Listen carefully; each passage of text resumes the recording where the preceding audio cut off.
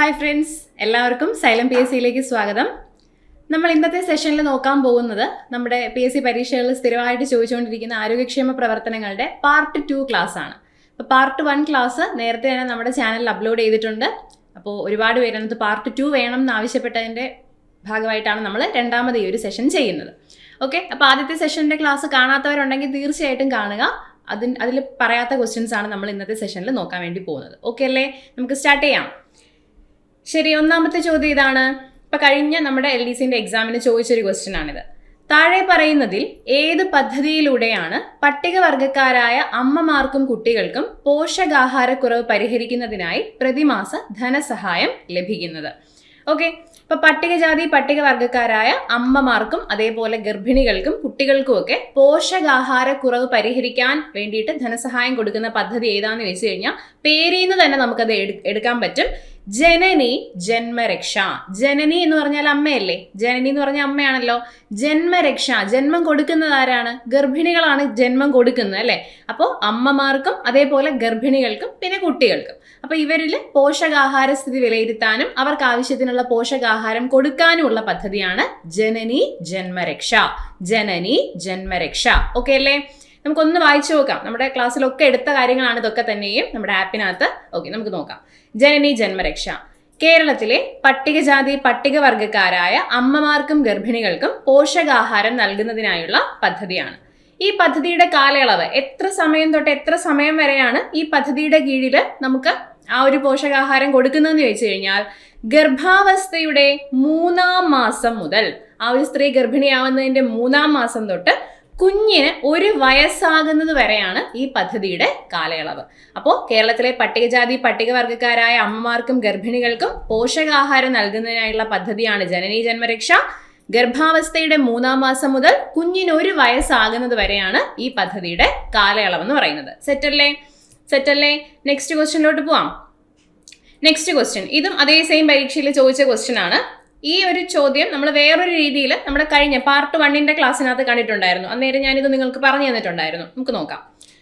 മാതാപിതാക്കൾ നഷ്ടപ്പെടുകയോ അല്ലെങ്കിൽ ഒരാൾ മരിക്കുകയും ജീവിച്ചിരിക്കുന്നയാൾക്ക് കുട്ടികളെ സംരക്ഷിക്കാൻ സാമ്പത്തിക സ്ഥിതി ഇല്ലാതെ വരികയും ചെയ്താൽ അങ്ങനെയുള്ള കുട്ടികൾക്ക് വിദ്യാഭ്യാസ ധനസഹായം നൽകുന്ന പദ്ധതി ഏത് പദ്ധതിയാണ്? ഏതാണ്? നിങ്ങൾക്ക് ആൻസർ പറയാൻ പറ്റുന്നുണ്ടാവും. ഏതാണ് പദ്ധതി? സ്നേഹപൂർവം പദ്ധതിയാണ് അല്ലേ? സ്നേഹപൂർവം പദ്ധതി. ഈ സ്നേഹപൂർവ്വം പദ്ധതി നമ്മൾ കഴിഞ്ഞ സെഷനകത്ത് വേറൊരു രീതിയിൽ പഠിച്ചിട്ടുണ്ടായിരുന്നു. എന്താണ്? HIV ബാധിച്ച ആൾക്കാരുടെ കുട്ടികൾക്കുള്ള ധനസഹായം കൊടുക്കുന്ന പദ്ധതിയും സ്നേഹപൂർവ്വമാണ്. അപ്പൊ HIV ബാധിതരായവരുടെ മക്കൾക്ക് ധനസഹായം കൊടുക്കുന്നുണ്ട്. അതേപോലെ മാതാപിതാക്കളിൽ 2 പേരും നഷ്ടപ്പെട്ടുപോയി അല്ലെങ്കിൽ 2 പേരും മരിച്ചുപോയി, അതല്ലെങ്കിൽ ഒരാൾ മരിച്ചുപോയി, ജീവിച്ചിരിക്കുന്നയാൾക്ക് അദ്ദേഹത്തിന്റെ ബുദ്ധിമുട്ടുകൾ കാരണം കുട്ടിയെ നോക്കാനുള്ളൊരു സാമ്പത്തിക ശേഷി ഇല്ലാതിരിക്കുന്നു. ഇങ്ങനെയുള്ള സാഹചര്യങ്ങളിലൊക്കെ ആ കുട്ടികൾക്ക് വേണ്ടുന്ന ധനസഹായം കൊടുക്കുന്ന പദ്ധതിയാണ് ഏത് പദ്ധതി? സ്നേഹപൂർവം പദ്ധതി. ഓക്കെ, സ്നേഹപൂർവം പദ്ധതി റിപ്പീറ്റഡ് ആയിട്ട് ചോദിച്ചുകൊണ്ടേയിരിക്കുന്ന ഒരു പദ്ധതിയാണ് സ്നേഹപൂർവം. ഓക്കെ അല്ലേടാ? നെക്സ്റ്റ് ക്വസ്റ്റ്യനിലോട്ട് പോവാം നമുക്ക്. ബാക്കിയൊക്കെ നമ്മൾ കേട്ട് പരിചയമുള്ള പദ്ധതികൾ തന്നെയാണ് കൊടുത്തിരിക്കുന്നത് അല്ലേ? താലോലം പദ്ധതി ഓർമ്മയുണ്ടോ നിങ്ങൾക്ക്? താലോലം പദ്ധതി 18 വയസ്സിന് താഴെയുള്ള കുട്ടികൾക്കുള്ള ആരോഗ്യ പരിരക്ഷയുമായി ബന്ധപ്പെട്ടതാണ് താലോലം. കഴിഞ്ഞ ക്ലാസ്സിലൊക്കെ നമ്മൾ പറഞ്ഞിട്ടുണ്ടായിരുന്നു. ഓക്കെ, സമാശ്വാസം പദ്ധതി എന്ന് പറയുമ്പോൾ 4 കാര്യങ്ങൾ സമാശ്വാസത്തിന്റെ കീഴിൽ വരുന്നുണ്ട്. 4 കാര്യങ്ങൾ. സമാശ്വാസം എന്ന് പറയുമ്പോൾ സമാശ്വാസം 1, സമാശ്വാസം 2, സമാശ്വാസം 3, സമാശ്വാസം 4. ഇങ്ങനെ 4 തരത്തിലാണ് സമാശ്വാസം പദ്ധതി വരുന്നത്. വൃക്കയ്ക്ക് തകരാറ് സംഭവിച്ച് മാസത്തിൽ 1 തവണയെങ്കിലും ഡയാലിസിസിന് വിധേയരാകുന്ന കുടുംബത്തിലെ ആ വ്യക്തിക്ക്, ഡയാലിസിന് വിധേയമാകുന്ന വ്യക്തിക്ക് പ്രതിമാസം പെൻഷൻ കൊടുക്കുന്ന പദ്ധതിയാണ് സമാശ്വാസം 1. വൃക്കയ്ക്ക് തകരാറ് സംഭവിച്ച് മാസത്തിൽ 1 പ്രാവശ്യമെങ്കിലും ഡയാലിസിസിന് വിധേയരാകുന്ന വ്യക്തികൾക്ക് സമാശ്വാസം 1. ഇനി 2 എന്ന് പറയുമ്പോൾ വൃക്ക, കരൾ മുതലായ അവയവം മാറ്റിവെക്കൽ ശസ്ത്രക്രിയയ്ക്ക് വിധേയരായവർക്ക് തുടർ ചികിത്സയ്ക്ക് വേണ്ടിയിട്ട് ധനസഹായം കൊടുക്കുന്നതാണ് സമാശ്വാസം 2. അപ്പൊ 1 എന്താണ് സമാശ്വാസം? വൃക്കയ്ക്ക് തകരാറ് സംഭവിച്ച് മാസത്തിൽ 1 തവണയെങ്കിലും ഡയാലിസിസിന് വിധേയരാകുന്ന വ്യക്തികൾക്ക് ധനസഹായം കൊടുക്കുന്നു, സമാശ്വാസം 1. സമാശ്വാസം 2 എന്ന് പറയുമ്പോൾ വൃക്ക, കരൾ മുതലായ അവയവം മാറ്റിവെക്കൽ ശസ്ത്രക്രിയയ്ക്ക് വിധേയരായ വ്യക്തികൾക്ക് ധനസഹായം കൊടുക്കുന്നതാണ് സമാശ്വാസം 2. ഓക്കെ അല്ലേടാ? അവയവം മാറ്റിവെക്കൽ എന്ന് ആലോചിക്കാം. 3ാമത്തേത് ഹീമോഫീലിയയും അനുബന്ധ രോഗങ്ങളും ബാധിച്ചവർക്ക് പ്രതിമാസം ധനസഹായം കൊടുക്കുന്നു. ഹീമോഫീലിയ എന്താന്ന് നിങ്ങൾക്ക് അറിയാം. എന്താണ് ഹീമോഫീലിയ? രക്തം കട്ട പിടിക്കാത്ത അവസ്ഥ അല്ലെങ്കിൽ നിലയ്ക്കാത്ത രക്തസ്രാവം ഉണ്ടാകുന്ന അവസ്ഥയാണ് ഹീമോഫീലിയ. അപ്പൊ രക്തം കട്ട പിടിക്കാനുള്ള ആ ക്ലോട്ടിംഗ് ഫാക്ടറുകൾ, ഇപ്പൊ ഒരാളുടെ ശരീരത്തിൽ രക്തം കട്ട പിടിക്കണമെങ്കിൽ ഒരുപാട് ഘടകങ്ങൾ അവിടെ ആവശ്യമായിട്ട് വരും. ഇങ്ങനെ രക്തം കട്ട പിടിക്കാൻ സഹായിക്കുന്ന ഘടകങ്ങൾക്ക് നമ്മൾ പറയുന്ന പേരാണ് ക്ലോട്ടിംഗ് ഫാക്ടറുകൾ. അപ്പൊ രക്തം കട്ട പിടിക്കാൻ സഹായിക്കുന്ന ക്ലോട്ടിംഗ് ഫാക്ടറുകളുടെ കുറവ് കൊണ്ട് ഹീമോഫീലിയയും അതുമായിട്ട് ബന്ധപ്പെട്ട അനുബന്ധ രോഗങ്ങളും ഒക്കെ ഉള്ള ആൾക്കാർക്ക് ധനസഹായം കൊടുക്കുന്നതാണ് സമാശ്വാസം 3. ഇനി സമാശ്വാസം 4 എന്താന്ന് വെച്ച് കഴിഞ്ഞാൽ നമ്മുടെ അരിവാൾ രോഗം ബാധിച്ച, എന്താണ് അരിവാൾ രോഗം? സിക്കിൾ സെൽ അനീമിയയാണ് അരിവാൾ രോഗം. അതായത് നമ്മുടെ ശരീരത്തിലുള്ള അരുണ രക്താണുക്കൾ അല്ലെങ്കിൽ RBC എന്ന് പറയുന്നത് കറക്റ്റ് ഒരു ഡിസ്കിന്റെ ഷേപ്പിലാണ് ഇരിക്കുന്നത്. RBC ഒരു ഡിസ്കിന്റെ ഷേപ്പിലാണ് ഇരിക്കുന്നത്. ഈ RBC വളഞ്ഞ് അരിവാള് പോലെ ആകുന്ന അവസ്ഥയ്ക്ക് പറയുന്ന പേരാണ് അരിവാൾ രോഗം അല്ലെങ്കിൽ സിക്കിൾ സെൽ അനീമിയ. ഈ ഒരു അരിവാൾ രോഗം ബാധിച്ച നോൺ ട്രൈബൽ വിഭാഗത്തിൽ പെടുന്ന ആൾക്കാർക്ക്, അതായത് പട്ടികജാതി അല്ലാത്ത ആൾക്കാർക്കാണ് കേട്ടോ, നോൺ ട്രൈബൽ വിഭാഗത്തിൽ പെടുന്ന ആൾക്കാർക്ക് പ്രതിമാസം ധനസഹായം കൊടുക്കുന്നതാണ് നമ്മുടെ സമാശ്വാസം 4. അപ്പോൾ ഒരു വലിയ പദ്ധതിയാണ് സമാശ്വാസം എന്ന് പറയുന്നത്.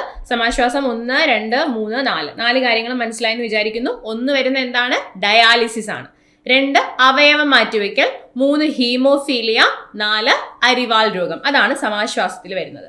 ഇനി സാന്ത്വനം അറിയാലോ, കിടപ്പ് രോഗികളെ പരിചരിക്കാനുള്ള പദ്ധതിയാണ് സാന്ത്വനം. PSCക്ക് ഒരു ചോദ്യം ചോദിച്ചിട്ടുണ്ട്. സാന്ത്വന ചികിത്സ നൽകുന്നത് ഡാഷ് വ്യക്തിക്കാണ്. സാന്ത്വന ചികിത്സ നൽകുന്നത് ആർക്കാണ്? കിടപ്പ് രോഗികൾക്കാണ്. നമ്മൾ സാന്ത്വന ചികിത്സ നൽകുന്നത് കിടപ്പ് രോഗികൾക്ക് ആണ്. സെറ്റല്ലേ? നെക്സ്റ്റ് ക്വസ്റ്റ്യനിലോട്ട് പോവാലോ. നെക്സ്റ്റ് ക്വസ്റ്റ്യൻ, ഇതും PSCയുടെ ഏറ്റവും പ്രിയപ്പെട്ട ഒരു ചോദ്യങ്ങളിൽ ഒന്നാണ്. താഴെ പറയുന്നവയിൽ അവയവദാനവുമായി ബന്ധപ്പെട്ട പദ്ധതി ഏത്? ഏതാണ് അവയവദാനവുമായി ബന്ധപ്പെട്ട പദ്ധതി? നിങ്ങൾക്ക് അറിയായിരിക്കും, ആൻസർ പറയുക. അറിയാവുന്ന ആൾക്കാര് മൃതസഞ്ജീവനി അല്ലെ? മൃതസഞ്ജീവനിയാണ് എപ്പോഴും ചോദിക്കുന്ന പദ്ധതിയാണ്. എന്താണ് മൃതസഞ്ജീവനി? നമുക്ക് ജസ്റ്റ് കുറച്ച് കാര്യങ്ങളൊന്ന് നോക്കൂ. മസ്തിഷ്ക മരണം സംഭവിച്ചവരുടെ അവയവങ്ങൾ ദാനം ചെയ്യാനുള്ള സംസ്ഥാന ആരോഗ്യ വകുപ്പിന്റെ പദ്ധതിയാണ് മൃതസഞ്ജീവനി. മസ്തിഷ്ക മരണം സംഭവിച്ച ആൾക്കാരുടെ അവയവങ്ങൾ ദാനം ചെയ്യാനുള്ള പദ്ധതിയാണ് മൃതസഞ്ജീവനി പദ്ധതി. നിലവിൽ വന്നത് 2012 ഓഗസ്റ്റ് 12-നാണ്. മൃതസഞ്ജീവനി പദ്ധതി നിലവിൽ വരുന്നത് എന്നാണ്? 2012 ഓഗസ്റ്റ് 12. പദ്ധതികൾ ഉൾപ്പെടെയുള്ള കാര്യങ്ങൾ ഇപ്പോൾ പ്രസ്താവനയായിട്ട് ചോദിക്കാറില്ലേ? അതുകൊണ്ടാണ് നമ്മൾ അത്രയും ഡീറ്റെയിൽ ആയിട്ട് പഠിക്കുന്നത്. 2012 ഓഗസ്റ്റ് 12-നാണ് ഈ ഒരു പദ്ധതി നിലവിൽ വരുന്നത്.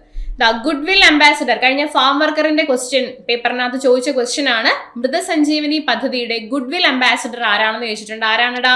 മോഹൻലാൽ ആണ് അല്ലെ? മൃതസഞ്ജീവനി പദ്ധതിയുടെ ഗുഡ് വിൽ അംബാസിഡർ ആരാണ്? മോഹൻലാൽ ആണ്. ഓക്കെ, ഇനി ഈ ഒരു മൃതസഞ്ജീവനി പദ്ധതിയുടെ അതിന്റെ നടത്തിപ്പിന് വേണ്ടിയിട്ട് പ്രവർത്തിക്കുന്ന ഒരു ഏജൻസി ഉണ്ട്. ഏതാണ് ഏജൻസി? KNOS. പൂർണ്ണരൂപം ഒന്ന് നോക്കി വെച്ചിരിക്കുക. KNOSന്റെ പൂർണ്ണരൂപം വേണമെങ്കിൽ വരുന്ന പരീക്ഷകളിൽ ചോദിക്കാം. Kerala network four organ sharing. KNOS, Kerala network four organ sharing. അതാണ് KNOS, Kerala network four organ sharing. നമ്മുടെ നിലവിൽ ഈ മൃതസഞ്ജീവനി പദ്ധതിയുടെ വേറൊന്നിന്റെ ഭാഗമായി നമ്മൾ മാറ്റിയിട്ടുണ്ട്. അത് എന്തിന്റെ ഭാഗമായിട്ടാണ് മാറ്റിയെന്ന് വെച്ചാൽ KSOTOയുടെ ഭാഗമായിട്ടാണ് മാറ്റിയത്. എന്താണ് KSOTO? Kerala state organ and tissue transplant organisation. അപ്പോൾ Kerala state organ and tissue transplant ഓർഗനൈസേഷന്റെ ഭാഗമാക്കി മാറ്റി നമ്മളിപ്പോൾ ഏത് പദ്ധതിയെ? മൃതസഞ്ജീവനി പദ്ധതിയെ. മനസ്സിലായല്ലോ? വളരെ ഇമ്പോർട്ടന്റ് ആയിട്ടുള്ള പദ്ധതിയാണ്. മസ്തിഷ്ക മരണം സംഭവിച്ചവരുടെ അവയവങ്ങൾ ദാനം ചെയ്യാനുള്ള സംസ്ഥാന ആരോഗ്യ വകുപ്പിന്റെ പദ്ധതിയാണ്. നിങ്ങൾ റിപ്പീറ്റ് ചെയ്ത് പോയിന്റ്സ് തനിയെ പറഞ്ഞു നോക്കുക കേട്ടോ. സ്ലൈഡിൽ നോക്കാണ്ട് തനിയെ പറഞ്ഞു നോക്കുക. 2012 ഓഗസ്റ്റ് 12-നാണ് പദ്ധതി നിലവിൽ വന്നത്. ഇതിന്റെ ഗുഡ് വിൽ അംബാസിഡർ ആരാന്ന് ചോദിച്ചാൽ മോഹൻലാൽ ആണ്. ഇതിന്റെ നടത്തിപ്പിനായിട്ട് പ്രവർത്തിക്കുന്ന ഏജൻസി ഏതാന്ന് ചോദിച്ചാൽ KNOS ആണ്, Kerala network four organ sharing. ഇപ്പൊ ഇത് ഏതിന്റെ ഭാഗമാണ്? KSOTOയുടെ ഭാഗമാണ്. Kerala state organ and tissue transplant organisation. Set അല്ലേ? ക്ലിയർ അല്ലേ? നെക്സ്റ്റ് ക്വസ്റ്റ്യനിലോട്ട് പോവാം. നെക്സ്റ്റ് ക്വസ്റ്റ്യൻ, ഇതും PSCയുടെ പ്രിയപ്പെട്ട ചോദ്യങ്ങളിൽ ഒന്നാണ്.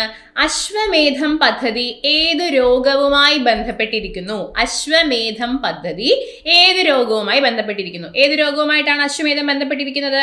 കുഷ്ഠരോഗവുമായിട്ടാണ് ബന്ധപ്പെട്ടിരിക്കുന്നത്. കുഷ്ഠരോഗികളെ നേരത്തെ കണ്ടെത്താനും അവർക്ക് ചികിത്സ നൽകാനുമുള്ള പദ്ധതിയാണ് അശ്വമേധം പദ്ധതി. അശ്വമേധം പദ്ധതി കുഷ്ഠരോഗികളെ കണ്ടെത്താനും ചികിത്സ നൽകാനുമുള്ള പദ്ധതിയാണ് അശ്വമേധം പദ്ധതി. ഓക്കെ അല്ലേ? അശ്വമേധം പദ്ധതി. നെക്സ്റ്റ്, വൃദ്ധസദനങ്ങളിലെ താമസക്കാരുടെ ആരോഗ്യ പരിരക്ഷയ്ക്കായി 2014-15 നടപ്പിലാക്കിയ ആയുർവേദ ചികിത്സാ പദ്ധതി ഏതാണ്?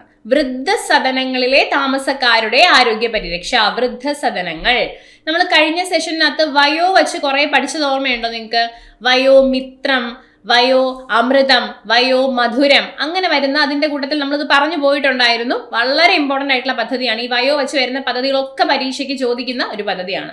ഏതാണ് ഇതിനകത്ത്? വൃദ്ധസദനങ്ങളിലെ താമസക്കാർ വയോ അമൃതം പദ്ധതിയാണ്. ഏതാണ്? വയോ അമൃതം. വൃദ്ധസദനം വയോ അമൃതം. ഓക്കെ, വയോ അമൃതം. നോക്കിയേ എല്ലാവരും നോക്കിയേ. സാമൂഹ്യ നീതി വകുപ്പിന്റെ കീഴിലുള്ള സർക്കാർ വൃദ്ധസദനങ്ങളിലെ അന്തേവാസികളുടെ ആരോഗ്യ പരിരക്ഷയ്ക്കായി ഭാരതീയ ചികിത്സാ വകുപ്പ് വഴി നടപ്പിലാക്കി വരുന്ന പദ്ധതിയാണ് വയോ അമൃതം പദ്ധതി. ആരോഗ്യ പരിരക്ഷയ്ക്കായിട്ട് നമ്മുടെ വയോജനങ്ങളുടെ അല്ലെങ്കിൽ സർക്കാർ വൃദ്ധസദനങ്ങളിലെ വയോജനങ്ങളുടെ ആരോഗ്യ പരിരക്ഷയ്ക്കായി ഭാരതീയ ചികിത്സാ വകുപ്പ് വഴി നടപ്പിലാക്കി വരുന്ന പദ്ധതിയാണ് വയോ അമൃതം പദ്ധതി. വയോ അമൃതം. വയോമിത്രം കഴിഞ്ഞ ദിവസം നമ്മൾ പഠിച്ചതല്ലേ? പാർട്ട് 1 ക്ലാസ്സിൽ പഠിച്ചതല്ലേ? പാർട്ട് 1 കാണാത്തവർ തീർച്ചയായിട്ടും കാണണം കേട്ടോ. പാർട്ട് 1 എന്ത് പഠിച്ചു നമ്മൾ? നമ്മുടെ 65 വയസ്സിന് മുകളിൽ പ്രായമുള്ള നഗരപ്രദേശങ്ങളിൽ താമസിക്കുന്ന വയോധികർക്ക് സൗജന്യമായിട്ട് വൈദ്യസഹായം, മരുന്ന്, കൗൺസിലിംഗ് ഒക്കെ കൊടുക്കുന്ന പദ്ധതിയാണ് വയോമിത്രം പദ്ധതി അല്ലെ? വയോമിത്രം പദ്ധതി ആയിരുന്നു അത്. വയോമിത്രം. ഓക്കെ, ഇനി വയോ മധുര ഓർമ്മയുണ്ടോ നിങ്ങൾക്ക്? വയോ മധുരം ഓർമ്മയുണ്ടോ? ആർക്കെങ്കിലും ഓർമ്മയുണ്ടോ? വയോ മധുരം എന്താണെന്ന് ഓർമ്മയുണ്ടോ? വയോ എന്ന് പറയുമ്പോൾ വയസ്സായ ആൾക്കാരാണ്. മധുരം എന്ന് പറയുമ്പോൾ നമുക്ക് ഷുഗർ അല്ലെങ്കിൽ പ്രമേഹമായിട്ട് കണക്ട് ചെയ്യാം അല്ലെ? മധുരം എന്ന് പറയുമ്പോൾ അപ്പോൾ വയോജനങ്ങളായിട്ടുള്ള പ്രമേഹ രോഗികൾക്ക് സൗജന്യമായിട്ട് ഗ്ലൂക്കോമീറ്റർ നൽകുന്ന പദ്ധതിയാണ്. സൗജന്യമായിട്ട് ഗ്ലൂക്കോമീറ്റർ കൊടുക്കുന്ന പദ്ധതിയാണ് വയോമധുരം. സൗജന്യമായിട്ട് ഗ്ലൂക്കോമീറ്റർ കൊടുക്കുന്ന പദ്ധതിയാണ് വയോ മധുരം പദ്ധതി. അടുത്ത ബാക്കി നമ്മുടെ ഓപ്ഷൻസ് നോക്കൂ. മന്ദഹാസം പദ്ധതി. എന്താണെടാ മന്ദഹാസം? മന്ദഹാസം എന്ന് പറഞ്ഞാൽ ചിരി അല്ലേ? ചിരി. പല്ലില്ലാതെ ചിരിക്കുന്നതിനേക്കാളും കുറച്ച് പല്ലൊക്കെ വെച്ച് ചിരിക്കുന്ന രസം ഉണ്ടാവും അല്ലേ? അങ്ങനെയൊന്നും അല്ല, പല്ലില്ലാത്തവരുടെ ചിരി നല്ല ഭംഗിയാണ്. എന്നാലും നമുക്ക് ഓർമ്മിച്ച് വെക്കാൻ അങ്ങനെ ആലോചിക്കാം. മന്ദഹാസം. വയോജനങ്ങൾക്ക് കൃത്രിമ ദന്തം നൽകാനുള്ള പദ്ധതിയാണ് മന്ദഹാസം പദ്ധതി. അപ്പൊ മന്ദഹസിക്കുക, കൃത്രിമ പല്ല് കിട്ടുമ്പോൾ മന്ദഹസിച്ചു എന്ന് ആലോചിക്കാം. ഓക്കെ, വയോജനങ്ങൾക്ക് കൃത്രിമ ദന്തം നൽകാനുള്ള പദ്ധതിയാണ് എന്ത്? മന്ദഹാസം പദ്ധതി. അടുത്ത പദ്ധതി നോക്കൂ. സായം പ്രഭാ ഹോം പദ്ധതി. നല്ലൊരു പദ്ധതിയാണ് അല്ലെ? സായം പ്രഭാ ഹോം നിങ്ങൾ കേട്ടിട്ടുണ്ടോ? നമ്മുടെ ഈ കുട്ടികളെയൊക്കെ നമ്മൾ ഡേ കെയറിൽ കൊണ്ടാക്കാറില്ലേ? അതേപോലെ ഈ വയസ്സായ ആൾക്കാർക്കുള്ള ഒരു ഡേ കെയർ ആണെന്ന് ആലോചിക്കാം നമുക്ക്. അത് ഇപ്പം നിങ്ങൾ ആലോചിക്കുമ്പോൾ നമുക്ക് ഏറ്റവും കംഫർട്ടബിൾ ആയിട്ടിരിക്കുന്നത് നമ്മുടെ അതേ ഏജ് ഗ്രൂപ്പിലുള്ള ആൾക്കാരെ കാണുമ്പോഴാണ് നമുക്ക് കുറച്ചുകൂടെ കംഫർട്ടബിൾ ആയിട്ടിരിക്കുക അല്ലെ?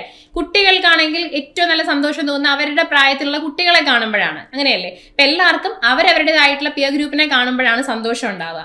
ഈ വയസ്സായ ആൾക്കാരൊന്ന് ആലോചിച്ച് നോക്കിയേ. അവർ വീട്ടിനകത്ത് ഇങ്ങനെ അടഞ്ഞൊതുങ്ങിയിരിക്കുന്ന സമയത്ത് അവരുടെ ഏജ് ഗ്രൂപ്പിലുള്ള ആൾക്കാരെ കാണാൻ കഴിയുന്നില്ല, അല്ലെങ്കിൽ അവർക്കൊരു സാമൂഹിക ഇടപെടൽ ഉണ്ടാകുന്നില്ല. അപ്പൊ അത് ഒഴിവാക്കി അവർക്കൊരു സാമൂഹിക ഇടപെടൽ ഉണ്ടാകാൻ വേണ്ടിയിട്ട് ഇവരുടെ അതേ ഏജ് ഗ്രൂപ്പിലുള്ള ആൾക്കാരെ എല്ലാം കൂടി ഒരുമിച്ച് കാണാൻ പറ്റുന്ന ഒരു സംവിധാനമാണ് സായം പ്രഭാ ഹോം എന്ന് പറയുന്നത്. സായം പ്രഭാ ഹോം നോക്കിയേ. മുതിർന്ന പൗരന്മാർക്കിടയിൽ സാമൂഹിക ഇടപെടലിനുള്ള അവസരം സൃഷ്ടിക്കുക എന്ന ഉദ്ദേശത്തോടെ പ്രവർത്തിക്കുന്ന സ്ഥാപനമാണ് സായം പ്രഭാ ഹോം. ഓക്കെ, മുതിർന്ന പൗരന്മാർക്കിടയിൽ സാമൂഹ്യ ഇടപെടലിനുള്ള അവസരം സൃഷ്ടിക്കുക എന്ന ഉദ്ദേശത്തോടെ പ്രവർത്തിക്കുന്ന സ്ഥാപനമാണ് ഏത്? സായം പ്രഭാ ഹോം. ഓക്കെ, സായം പ്രഭാ ഹോം. പരീക്ഷയ്ക്ക് ചോദിക്കൂ കേട്ടോ. നമ്മുടെ ഓപ്ഷനൊക്കെ വന്നു കഴിഞ്ഞാൽ വരുന്ന പരീക്ഷകൾ അത് ചോദിക്കൂ എന്നാണ് അതിന്റെ ഒരു സൂചന എന്ന് പറയുന്നത്. സായം പ്രഭാ ഹോം. ഓക്കെ അല്ലേ? നെക്സ്റ്റ് ക്വസ്റ്റ്യനിലോട്ട് പോവാം. അടുത്ത ചോദ്യം. സംസ്ഥാനത്ത് അനീമിയ പൂർണ്ണമായും തുടച്ചു നീക്കുക എന്ന ലക്ഷ്യവുമായി ആരോഗ്യവകുപ്പ് നടപ്പാക്കുന്ന വിപുലമായ പ്രചാരണ പരിപാടി വളരെ ഇമ്പോർട്ടന്റ് ആണ്. പരീക്ഷയ്ക്ക് ഒരുപാട് എക്സാംസിന് ചോദിച്ചിട്ടുള്ളതാണ്. അനീമിയ പൂർണ്ണമായും തുടച്ചു നീക്കുക എന്ന ഉദ്ദേശത്തോടെ നടപ്പിലാക്കുന്ന പ്രചാരണ പരിപാടി ഏതാണ്? അനീമിയ എന്ന് പറഞ്ഞാൽ എന്താണ്? വിളർച്ച അല്ലെ? അനീമിയ എന്ന് പറഞ്ഞാൽ വിളർച്ചയാണ്. രക്തക്കുറവാണ് വിളർച്ച. ഏതാണത്? ഏതാണത്? വിവാ കേരളമാണ്. ഏതാണ്? വിവാ കേരളം. എന്താണിടാ വിവ? ഈ വിവ എന്ന് പറഞ്ഞാൽ എന്താ? വിവ വിളർച്ചയിൽ നിന്നും വളർച്ചയിലേക്ക്, വിളർച്ചയിൽ നിന്നും വളർച്ചയിലേക്ക്, അതാണ് വിവ എന്ന് പറയുന്നത്. വിളർച്ചയിൽ നിന്നും വളർച്ചയിലേക്ക്, വിളർച്ചയിൽ നിന്നും വളർച്ചയിലേക്ക്, വിവാ കേരളം പദ്ധതി. സംസ്ഥാനത്ത് അനീമിയ പൂർണ്ണമായും തുടച്ചു നീക്കുക എന്ന ഉദ്ദേശത്തോടെ ആരോഗ്യ വകുപ്പ് നടപ്പാക്കുന്ന പദ്ധതിയാണ് വിവാ കേരളം പദ്ധതി. വിവാ കേരളം പദ്ധതി. ഓക്കെ അല്ലേ? നോക്കിക്കോ, ജസ്റ്റ് ഒന്ന് നോക്കിക്കോ.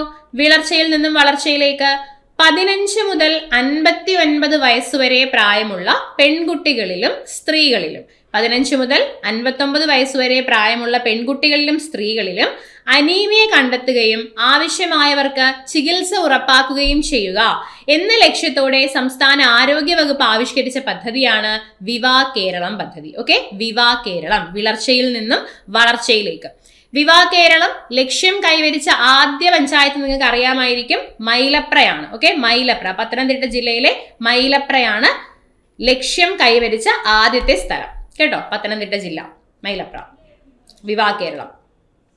ഓക്കെ അല്ലേ? നെക്സ്റ്റ് ക്വസ്റ്റ്യനിലോട്ട് പോവാലോ. നെക്സ്റ്റ് ക്വസ്റ്റ്യൻ, പ്രസവാനന്തരം അമ്മയ്ക്കും കുഞ്ഞിനും സൗജന്യമായി വീട്ടിലേക്ക് യാത്രാ സൗകര്യം ഒരുക്കുന്ന പദ്ധതി ഏതാണ്? അപ്പോൾ പ്രസവം കഴിഞ്ഞിട്ട് അമ്മയ്ക്കും കുഞ്ഞിനും യാത്രാ സൗകര്യം ഫ്രീ ആയിട്ട് വീട്ടിലേക്ക് എത്തിച്ചു കൊടുക്കാനുള്ള പൈസ കൊടുക്കുന്ന ആ ഒരു പദ്ധതി ഏത് പദ്ധതി എന്നാണ് ചോദ്യം. ഏതാണ്? പേരിൽ നിന്ന് തന്നെ നമുക്കത് കിട്ടും. ഏതാണ്? മാതൃയാനമാണ്. മാതൃയാനം, മാതാവ്, അമ്മ അല്ലെ, യാനം, യാത്ര എന്ന് ആലോചിക്കാം. മാതൃയാനമാണ്, മാതൃയാനം. പ്രസവാനന്തരം അമ്മയ്ക്കും കുഞ്ഞിനും സൗജന്യമായി വീട്ടിലേക്ക് യാത്രാ സൗകര്യം ഒരുക്കുന്ന പദ്ധതി ഏതാന്ന് ചോദിച്ചാൽ അത് മാതൃയാനമാണ്. മാതൃയാനമാണ്. നോക്കിയേ, മാതൃജ്യോതി ഏതാ നിങ്ങൾക്ക് അറിയോ? മാതൃജ്യോതി, ജ്യോതി എന്ന് പറഞ്ഞാൽ ഒരു വെളിച്ചം അല്ലെ, ജ്യോതി ഒരു വെളിച്ചവുമായിട്ട് കണക്ട് ചെയ്യാലോ. വെളിച്ചം, കണ്ണ്, കാഴ്ചയുമായിട്ടൊന്ന് കണക്ട് ചെയ്തേ. മാതൃജ്യോതി, മാതാവ്, അമ്മ, കാഴ്ച, കണക്ട് ചെയ്തേ. കാഴ്ച പരിമിതിയുള്ള അമ്മമാർക്ക് നവജാത ശിശുവിന്റെ സംരക്ഷണത്തിനായി 2000 രൂപ ധനസഹായം കൊടുക്കുന്ന പദ്ധതിയാണ് മാതൃജ്യോതി പദ്ധതി.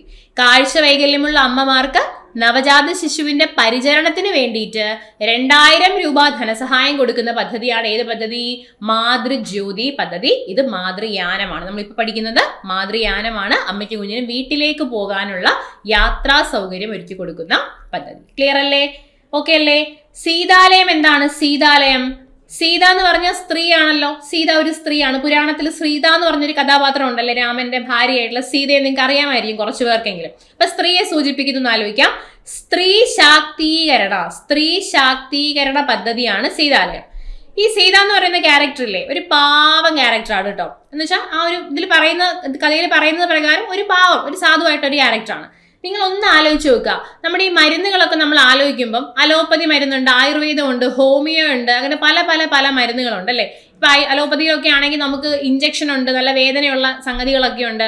ആയുർവേദത്തിലാണെങ്കിൽ ഉഴിച്ചിലും പിഴിച്ചിലും ഒക്കെ അതും കുറച്ച് വേദന ഉള്ള കാര്യങ്ങളുണ്ട്. പക്ഷെ ഹോമിയോ എന്ന് പറയുമ്പോൾ ഒരു പാവം പിടിച്ച മരുന്നല്ലേ, നല്ല മധുരമുള്ള മിഠായി പോലത്തെ ഗുളികയൊക്കെ നമുക്ക് തരുന്ന പാവം പിടിച്ചൊരു ഒരു വിഭാഗമാണ് അല്ലെ. അപ്പൊ നമുക്ക് അങ്ങനെ കണക്ട് ചെയ്യാം. ഈ സീതാലയം പദ്ധതി ഹോമിയോ വകുപ്പിന്റെ കീഴിൽ വരുന്ന പദ്ധതിയാണ് സീതാലയം പദ്ധതി. ഹോമിയോ വകുപ്പിന്റെ കീഴിലുള്ള സാമൂഹ്യ ആരോഗ്യ എല്ലാ തലത്തിലുള്ള സ്ത്രീയുടെ ശാക്തീകരണ പദ്ധതിയാണ് സീതാലയം എന്ന് പറയുന്ന പദ്ധതി. സീതാലയം. ഓക്കെ, സീതാലയം. അപ്പൊ ഇത് ഇത്രയും ക്ലിയർ ആണല്ലോ. ബാക്കി നമ്മൾ ജനനി ജന്മരക്ഷ ഓൾറെഡി പഠിച്ചു കഴിഞ്ഞതാണ്, സെറ്റ് ആണെന്ന് വിചാരിക്കുന്നു. ഓക്കെ, നെക്സ്റ്റ് ക്വസ്റ്റ്യനിലോട്ട് പോവാം.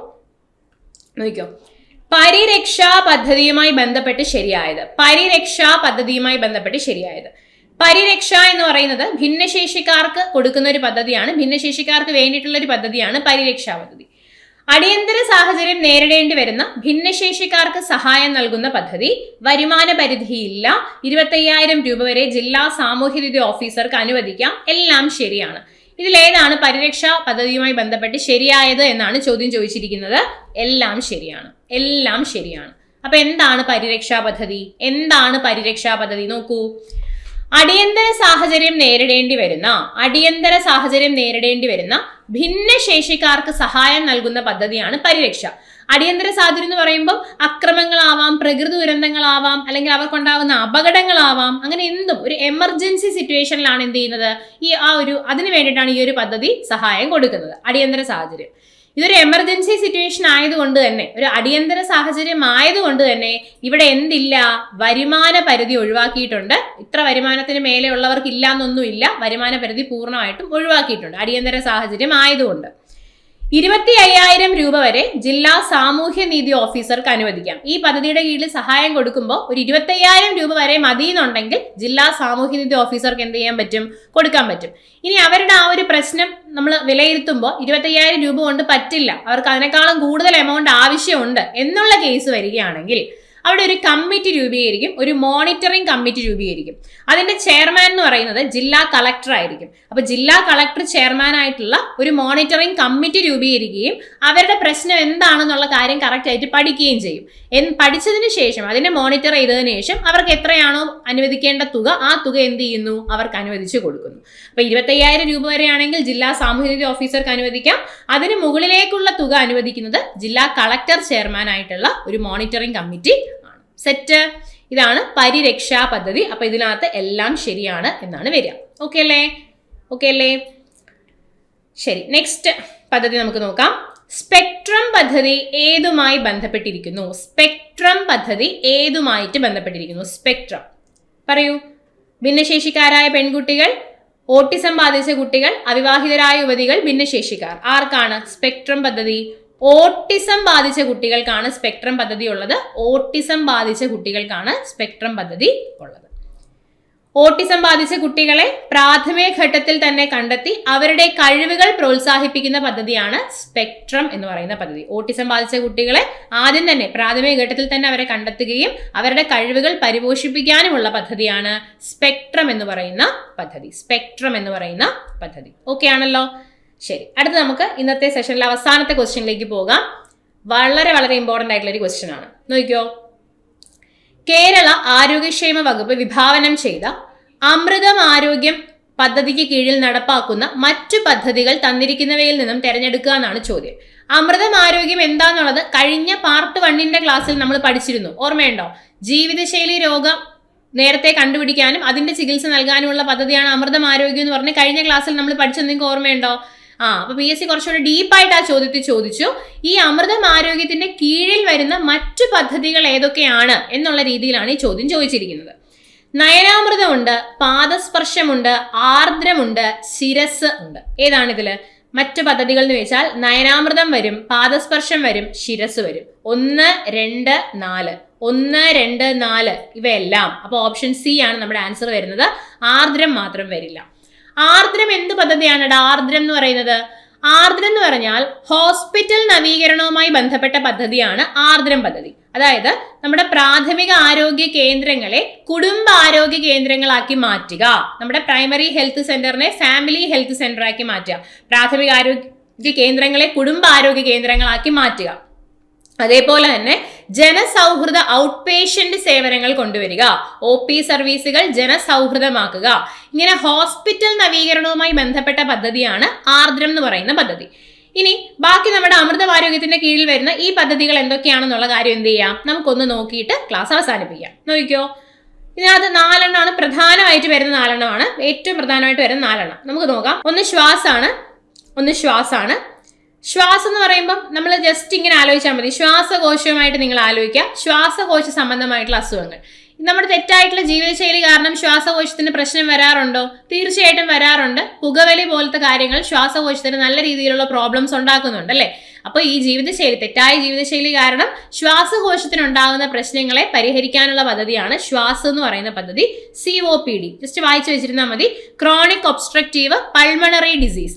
ആ ഒരു പൾമണറി ശ്വാസകോശ സംബന്ധമായിട്ടുള്ള അസുഖത്തെ മാനേജ് ചെയ്യാനുള്ള പദ്ധതിയാണ് ശ്വാസം എന്ന് പറയുന്ന പദ്ധതി. അടുത്ത നയനാമൃതമാണ്. നയനാമൃതം എന്താണ്? നയനം എന്ന് പറഞ്ഞാൽ കണ്ണാണല്ലോ. കണ്ണല്ലേ നയനം? ആണ്. അപ്പൊ നയനാമൃതം നിങ്ങൾ നോക്കുക, ഈ പ്രമേഹ രോഗികൾക്കൊക്കെ കാഴ്ച മങ്ങുന്ന പ്രശ്നം ഉണ്ടാവാറില്ലേ? പ്രമേഹ രോഗികൾക്ക് കണ്ണിന് അസുഖം വരാറുണ്ട്, നേത്രപടല രോഗം വരാറുണ്ട്. അപ്പൊ പ്രമേഹജന്യമായ നേത്രപടല രോഗത്തിന്റെ പൂർവ്വ പരിശോധനയും ചികിത്സയും ഉറപ്പാക്കുന്ന പദ്ധതിയാണ് നയനാമൃതം പദ്ധതി. പ്രമേഹജന്യമായ നേത്രപടല രോഗത്തിന്റെ പൂർവ്വ പരിശോധനയും ചികിത്സയും ഉറപ്പാക്കുന്ന പദ്ധതിയാണ് എന്ത് പദ്ധതി? നയനാമൃതം പദ്ധതി. നയനം, കണ്ണ്. ഓക്കെ, ഇങ്ങനെ പ്രമേഹ രോഗികൾക്കുണ്ടാകുന്ന ഈ ഒരു കണ്ണിന്റെ അസുഖം അറിയപ്പെടുന്ന പേരാണ് ഡയബറ്റിക് റെറ്റിനോപ്പതി. ഡയബറ്റിക് റെറ്റിനോപ്പതി എന്നാണ് ഈ ഒരു കണ്ണിന്റെ അസുഖം അറിയപ്പെടുന്ന പേര്. ഡയബറ്റിക് റെറ്റിനോപ്പതി എന്നാണ്. അതിനെ പരിഹരിക്കാനുള്ള പദ്ധതി അല്ലെങ്കിൽ അതിനെ മാനേജ് ചെയ്യാനുള്ള പദ്ധതിയാണ് ഇത് നയനാമൃതം. ഇനി അടുത്തത് പാദസ്പർശം. ഓക്കെ, പാദസ്പർശം ഇതൊക്കെ ഏതിന്റെ കീഴിൽ വരുന്നതാണ്? അമൃതം ആരോഗ്യത്തിന്റെ കീഴിൽ വരുന്നതാണ് കേട്ടോ. പാദസ്പർശം. പ്രമേഹ രോഗികൾക്ക് കാലിന് പ്രശ്നം ഉണ്ടാവാറില്ലേ? ഇൻഫെക്ഷൻസ് ഒക്കെ ഉണ്ടായി കഴിഞ്ഞാൽ അത് പെട്ടെന്ന് നന്നായിട്ട് മാറിപ്പോവാണ്ട്, മുറിവൊക്കെ ഉണ്ടായി കഴിഞ്ഞാൽ മാറിപ്പോവാതെ വിരലുകളൊക്കെ മുറിച്ച് മാറ്റേണ്ടി വരുന്ന സന്ദർഭങ്ങളും ഒക്കെ പ്രമേഹ രോഗത്തിൽ ഉണ്ടാവാറുണ്ട് അല്ലേ? നിങ്ങൾക്ക് അറിയായിരിക്കും. ആ ഒരു പ്രശ്നത്തെ പരിഹരിക്കാനുള്ള പദ്ധതി അല്ലെങ്കിൽ അതിനെ മാനേജ് ചെയ്യാനുള്ള പദ്ധതിയാണ് പാദസ്പർശം. Diabetic foot. ഇപ്പൊ പ്രമേഹജന്യമായിട്ടുള്ള പാദങ്ങളുമായി ബന്ധപ്പെട്ട പ്രശ്നങ്ങളെ പരിഹരിക്കാനുള്ള പദ്ധതിയാണ് പാദസ്പർശം. പാദസ്പർശം പദ്ധതി. പാദസ്പർശം. ഓക്കെ അല്ലേ? നെക്സ്റ്റ് ശിരസ്. ഇത് ഇങ്ങനെ ശിരസ് എന്നാണ് എഴുതിയിരിക്കുന്നത്. ഒരു അക്രോണിം ആണെങ്കിൽ പോലും നമ്മൾ ആ ശിരസിനെ തലയുമായിട്ടൊന്ന് കണക്ട് ചെയ്യാം. നമുക്ക് ശിരസ് തലയുമായിട്ടൊന്ന് കണക്ട് ചെയ്യാം. പക്ഷാഘാതവുമായി കണക്ട് ചെയ്യാം, സ്ട്രോക്കുമായിട്ട് കണക്ട് ചെയ്യാം കേട്ടോ. തലയുമായിട്ടൊന്ന് കണക്ട് ചെയ്യാം. അവിടെ ഈ സ്ട്രോക്ക് വന്ന പേഷ്യൻസിനെ അവരെ ഒന്ന് പുനരധിവസിപ്പിക്കാൻ വേണ്ടുന്ന കാര്യങ്ങൾ ചെയ്യുക. ഇനി ഈ BP കൂടുതലുള്ള ആൾക്കാർക്ക് സ്ട്രോക്ക് വരാതെ തടയുക. അങ്ങനെയുള്ള കാര്യങ്ങൾ അവർക്ക് അതിന്റെ ബോധവൽക്കരണം കൊടുക്കുക. അതൊക്കെ വരുന്നതാണ് ഈ ശിരസ് എന്ന് പറയുന്ന പദ്ധതി. തെറ്റായിട്ടുള്ള ജീവിതശൈലി കാരണം, അമിതമായിട്ടുള്ള ടെൻഷൻ കാരണം, ഉത്കണ്ഠ കാരണം, ഉപ്പിന്റെ ഉപയോഗം, മദ്യത്തിന്റെ ഉപയോഗം ഒക്കെ കാരണം BP കൂടാം. അങ്ങനെ BP കൂടി സ്ട്രോക്ക് ഉണ്ടാകാം അല്ലെ? അപ്പൊ അതിനെ മാനേജ് ചെയ്യാനുള്ള പദ്ധതിയാണ് ശിരസ് എന്ന് പറയുന്ന പദ്ധതി. എന്താണ് ശിരസിന്റെ പൂർണ്ണരൂപം? Stroke identification, rehabilitation, awareness and stabilisation programme ആണ് ശിരസ് എന്ന് പറയുന്ന പ്രോഗ്രാം. ഓക്കെ, അപ്പൊ ഈ പറയുന്ന കാര്യങ്ങളെല്ലാം ഏത് പദ്ധതിയുടെ കീഴിലാണടാ വരുന്നത്? അമൃതം ആരോഗ്യം പദ്ധതിയുടെ കീഴിലാണ് വരുന്നത്. ഇപ്പൊ ജീവിതശൈലി രോഗത്തിന്റെ നിയന്ത്രണവുമായി ബന്ധപ്പെട്ടതാണ് അമൃതം ആരോഗ്യം. അതിന്റെ ആപ്പും കാര്യങ്ങളും ഒക്കെ കഴിഞ്ഞ സെഷനിൽ പാർട്ട് 1ന്റെ ക്ലാസ്സിൽ നമ്മൾ പഠിച്ചിരുന്നു. പാർട്ട് 1 കാണാത്തവർ കാണുക. അതേപോലെ പാർട്ട് 2 ഇത്രയും ക്വസ്റ്റ്യൻസും അനുബന്ധമായിട്ട് കുറേ പദ്ധതികളും പോയിന്റുകളും ഒക്കെ നമ്മുടെ ക്ലാസ്സിൽ നമ്മൾ പറഞ്ഞിട്ടുണ്ട്. എല്ലാവർക്കും ഇന്നത്തെ ക്ലാസ് യൂസ്ഫുൾ ആയി എന്ന് വിചാരിക്കുന്നു. അപ്പൊ നന്നായിട്ട് പഠിക്കുക. അടുത്തൊരു ക്ലാസ്സിൽ നമുക്ക് വീണ്ടും കാണാം. താങ്ക്